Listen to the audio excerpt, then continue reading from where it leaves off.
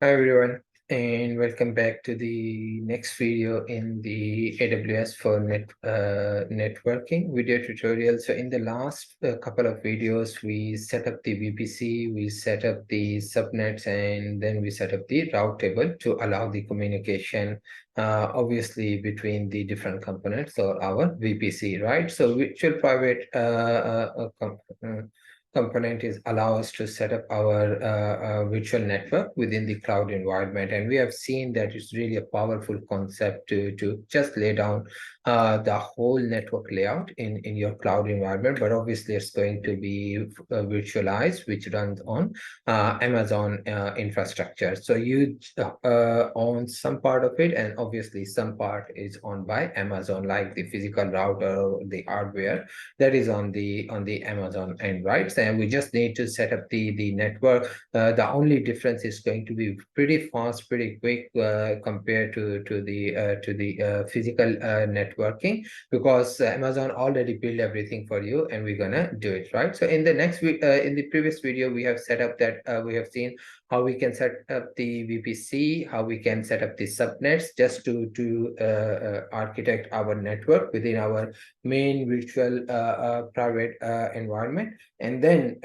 in order to set up the communication, how we're going to set up that. And in order to do that, we have seen that we need the route table, right? And we have also seen in the last video that how we are going to allow the internet communication to our virtual machines or services. And for that, Amazon provide the internet gateway, which allow us to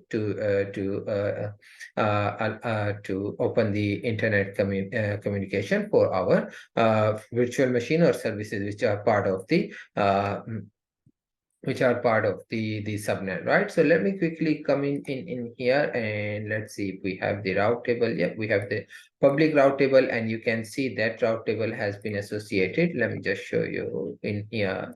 Just as a reminder, we have associated with this subnet. Now, keep in mind, if I create a virtual machine, I link it with this subnet, it's gonna reach from the internet, and it's gonna reach the internet and reach from the internet, because the communication will be on the either direction, right? So just to do that, let's start and with the EC2 setup, so we can create a virtual machine, and then we'll see how it's gonna access the internet without any issue, because we have already set up the whole internet communication at the subnet level. So if I quickly come on the EC2 interface, let me just come in here. And by the way, we can fully automate that, and that's where the infrastructure as a code comes into the picture. I'm going to show you later in the video how we can automate the full end-to-end infrastructure using one of the language. We're going to use the Terraform, we're going to use the AWS CLI, and also we're going to use the CloudFormation, right? So which are all the available services to speed up your work in building the infrastructure required for your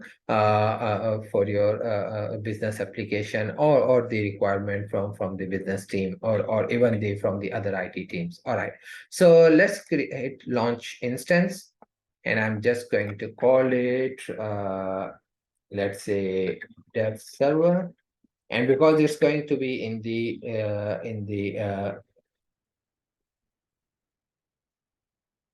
the public environment, public subnet, so I'm just going to call it web server dev, because all my database servers or the database services which I'm going to create, they are not going to expose to the internet from this security perspective, right? So what I'm going to now, I'm just going to, so the next thing, once you give it a name, you can allow additional tags as well. For example, if I'm just going to say type, it's going to be dev test, right? And even I can define the department which is going to use this server, because generally we have lot of servers. I mean, in some organization we have hundreds and thousands of servers, right? So the tagging really help you to differentiate the load by the departments or by the team. So later on, once you calculate the cost, you can see by the tagging that okay, who utilize as much, so you can charge them back, right? So tagging is very important in terms of to control or manage your costing and the other infrastructure elements. All right, I'm going to stick to the Amazon Linux. We can go with the other one as well. Like we can go with the Ubuntu, and you're gonna see the AMIs. And AMIs are the pre-built images that you can use to customize based on your requirements. So you don't need to start from the scratch, install the operating system. They have already pre-built for yourself, and you can use them to enhance it, right? So these are all the pre-work that has been done for you, right? So that's another amazing thing, that you don't need to spend time to install anything. Everything has been pre-configured for you. All you need to actually link it with your EC2 instance, right? So we can go with Red Hat, and the license work accordingly, right? So whatever operating system you are selecting, make sure you understand the respective licensing agreement, and you oblige them, right? Instead of getting some surprises once you get the bill from Amazon. All right, so let's hit Amazon Linux. I'm happy to stick with Amazon Linux, and I'm going to use the free eligible tier. And instead of 23 AMI, I'm going to use the AMI2. That is also free tier eligible. 64-bit architecture, I'm just gonna stick, and we have, so now you can see, because it's a free tier, you can see we have a very small instance that has been attached to my EC2 instance, because that will define the resources. Generally, in our physical environment, or even if you have work in the virtual environment, on your hypervisor or VMware, you allocate the resources from your physical host environment to your guest environments, which are more like the virtual machines that are running on that physical hardware. Same concept apply in here, and you can see AWS has given us the opportunity to use the free tier just for our testing capability, but that is very limited, and that's why I mentioned that sometime we still need to use our own virtual box environment, because sometimes the cloud provide you the resources of free of cost, which is not suffice for your user case, right? So let's stick to the T2.micro. I'm comfortable with that. Yes, I'm going to create it says that don't use anything, but what I'm going to say, yeah, use the existing one, which I've already created, AWS Web Server. It will allow me to connect to my web server.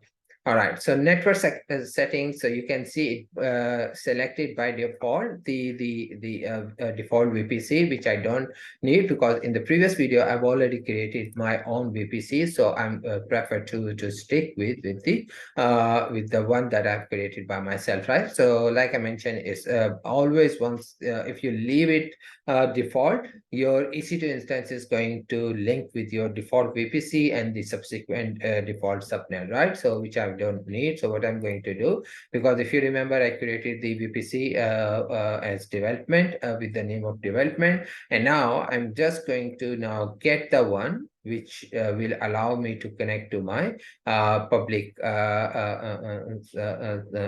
which is part of the public subnet, right? Which I believe it's going to be this one, which also just remember, it's a good practice to put something as a in your name that shows that whether it's going to be public or private subnet, right? So I just need to put some sort of wording in here, which I'll do it later. That's fine. But now in here I can see subnet association. Yeah, I can see subnet is 10.0.0.0/24. So I'm just selecting the right one. So you can see CIDR is 10.0.0.0/24. Yeah, auto assign the IP, and let me see if I have the existing security group. Yeah, I've already created the security group in the previous one, and you can see I'm just going to use the web server security group, right? And web server security group, like I mentioned, is going to be a firewall for your instance. So for example, the same way like you control your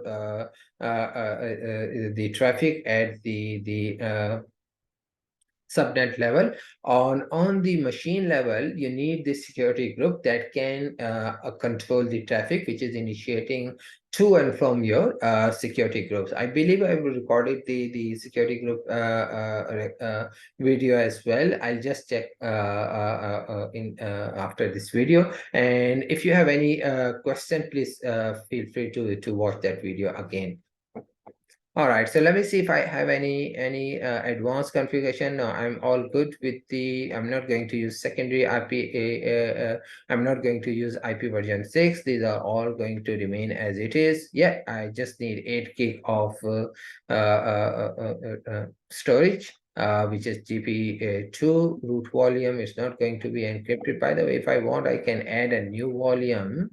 And like it's mentioned, it can go up to 30, right? So let's add that one as well. And I'm just going to EBS SSD, so I can go with SSD. Yeah, GP33. So that's the one I'm just going to use it.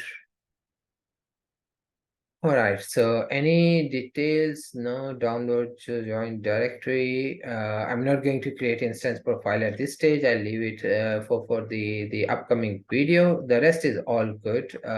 So I'm just gonna happy to stick with the default one, right? So let's see if everything is good. Let's hit launch instance and see what's gonna happen once we have our instance is available. By the way, you're gonna see the instance launch has been successful immediately, but that doesn't mean your instance is ready to use, right? So in order to use it, let's come in on the instance.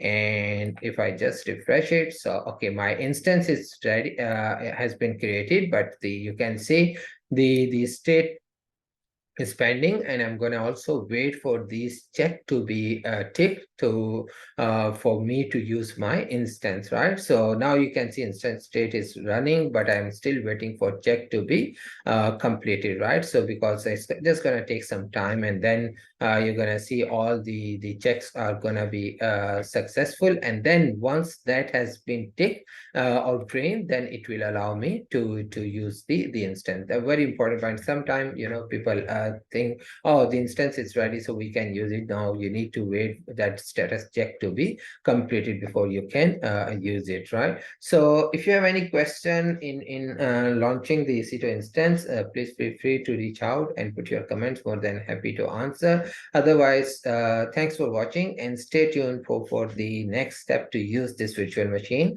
which we have created in this video.